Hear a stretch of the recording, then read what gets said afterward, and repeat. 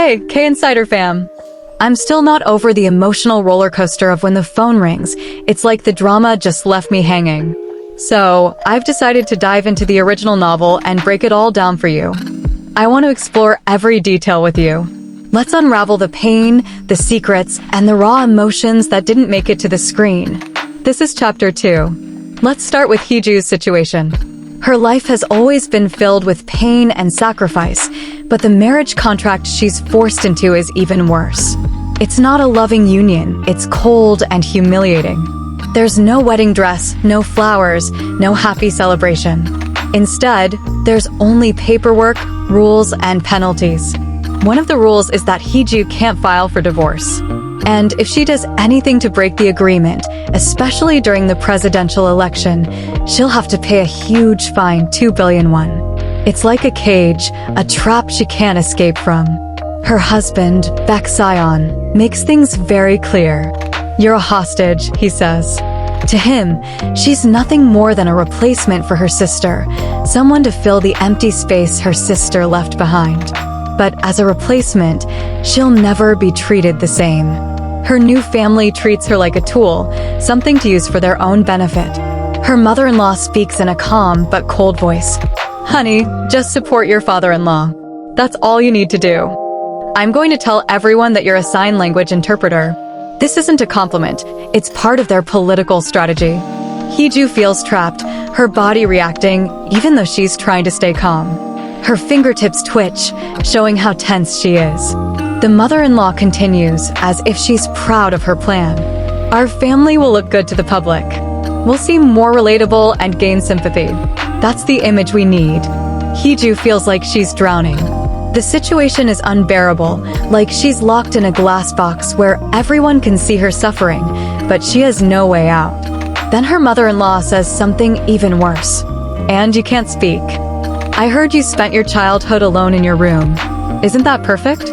A flaw like that makes people feel sorry for you, which is good for politics. Her mother, sitting nearby, freezes for a moment but doesn't say anything. She keeps drinking her tea, ignoring the cruel words. But Heeju doesn't react. She's learned to stay emotionless. Since she was 9 years old, she's been forced to act like she doesn't feel anything because in her family, emotions are seen as weakness. "Even my misfortunes are trophies for someone else," Heeju thinks to herself. Her mother-in-law continues, smiling. "I heard your speech problems got better as you grew up. But honestly, it's better if you stay silent." Heeju glances at her mother again, hoping for some kind of support. But her mother just sips her tea, pretending nothing is wrong. Finally, her mother-in-law delivers her final order. "Be ready. The event is in a month, 30 days. The words hang heavy in Heeju's mind. Even after her mother-in-law leaves, her chest tightens, her heart racing uncontrollably. She realizes she forgot to take her medicine, and now the symptoms of her anxiety are taking over: dizziness, shortness of breath, and a crushing feeling in her chest. "It's nothing. Just keep breathing," she tells herself. But then things get worse. Her mother grabs her arm, her grip tight and angry. "What did you do at the broadcast today?" her mother demands. "Why are you embarrassing me in front of your in-laws?" Heeju doesn't respond. All she wants is to take her medicine and rest, but her mother won't stop. "All you have to do is live quietly," her mother says, shaking her arm. "Is that so hard? You're going to be the president's daughter-in-law soon. Why can't you just do what you're told? What's your problem?" Her mother's frustration grows. "This is a once-in-a-lifetime chance for you. And you haven't even managed to win Baek Sion over yet." For the first time, Heeju fights back. She pushes her mother's hand away, a small act of rebellion. But her mother's response is sharp and cruel. "You must have inherited half of your mother's fate," she says. Those words hit Heeju like a punch to the chest. Her hands grow cold as she struggles to keep her emotions in check. Is it harder to accept that I'm like my mother? Or that my husband doesn't love me, unlike my mother's husband? Her thoughts are heavy, and the pain feels like it's choking her. "Quit your job," her mother commands. "Do whatever your in-laws want. I'll handle the broadcast issue." Heeju feels like screaming. Why do they keep pushing me? She thinks. I'm trying so hard to survive, to live quietly, but I'm so tired of suffocating. Then, her mother pauses mid-sentence, staring at Heeju strangely. Why are you looking at me like that? Heeju catches her reflection in a nearby wall. Her face is frozen in a twisted, lifeless smile. Her eyes look hollow. Later, in her car, an eerie chill washes over her. The rain outside is heavy, loud, and relentless. She finds her medicine and takes it, hoping for relief. The GPS voice starts up. Starting navigation to destination. Destination? She thinks bitterly. That cold, lifeless house feels like a coffin.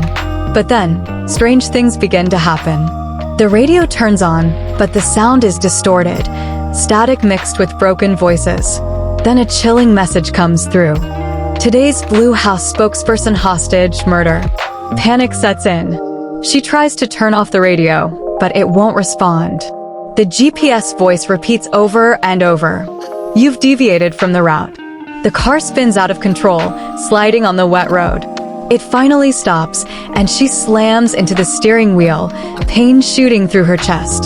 Then, she hears it, a soft click. The back seat lock opens and closes on its own. Her heart races. She grabs the door handle, pounding on the window, but nothing works. She's trapped. Rain pounds harder, drowning out all other sounds. Her panic grows as she remembers a line from a script she once translated. How come every time I try to outrun myself, I can't move, feeling like I'll never make it to the other side, choking, can't breathe, and so I just close my eyes, broken, try to rebuild, but I'm so dead inside, hollow, nothing but a shell. I ain't what I used to be. She shuts her eyes tightly, overwhelmed by fear. The rain outside, the static inside, and her trapped state, it all feels like a nightmare she can't escape. K-Insider fam, I know we're all left with a hole in our hearts after When the Phone Rings ended, but breaking down the novel together felt like a way to keep the story alive. Let me know how you're feeling in the comments, because trust me, I'm right there with you. Don't forget to like, share, and subscribe for more, and let's keep this journey going as we dive deeper into the stories we can't forget.